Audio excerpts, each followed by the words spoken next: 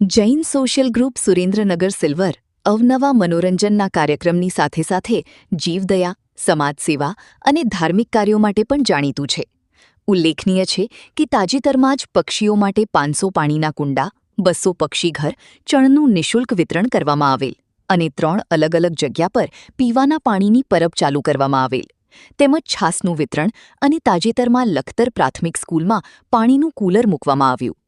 Vacation દરમિયાન બાળકોમાં ધાર્મિક સંસ્કારનું સિંચન થાય તે હેતુથી દેરાસરમાં પક્ષાલ પૂજાના આયોજન માટે વર્ષોથી સિલ્વર ગ્રુપ નિરંતર મહેનત કરે છે.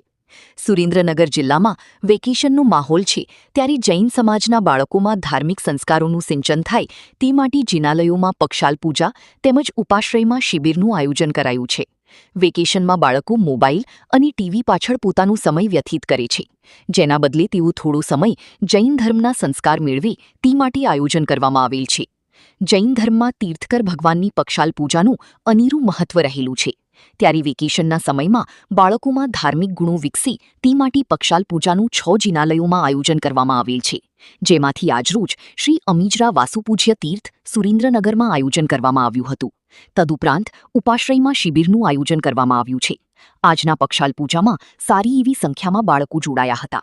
પક્ષાલમાં બાળકો પૂજામના વસ્ત્રોમાં આવેલ અને આજના પક્ષાલનું આયોજન શ્રી વાસુપૂજ્ય કલ્યાણ સેવા ગ્રુપ દ્વારા કરવામાં આવેલ હતું.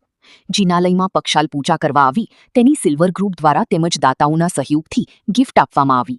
અક્ષત હિરેનભાઈ પરીખના આત્મશ્રેયાર્થ રિદ્ધિબેન હિરેનભાઈ પરીખ દ્વારા આ જ સુંદર કાર્યનો લાભ લીધો હતો. જૈન સોશિયલ ગ્રુપ સુરેન્દ્રનગર સિલ્વરના સેક્રેટરી પંકિલ ધોળકિયાએ જણાવ્યું કે તારીખ 21/4/2026ને મંગળવારના રોજ શ્રી અમીજરા વાસુપૂજ્ય તીર્થમાં પક્ષાલ પૂજાનું આયોજન કરવામાં આવ્યું છે અને ત્યારબાદ તારીખ 31/5/2026 સુધી દર રવિવારે સવારે અલગ અલગ જિનાલયોમાં પક્ષાલ પૂજા તેમજ ઉપાશ્રયમાં શિબિરનું આયોજન કરવામાં આવેલ છે. આ આયોજનને સફળ બનાવવા સમગ્ર કારોબારી ટીમે ભારે જહેમત ઉઠાવી હતી.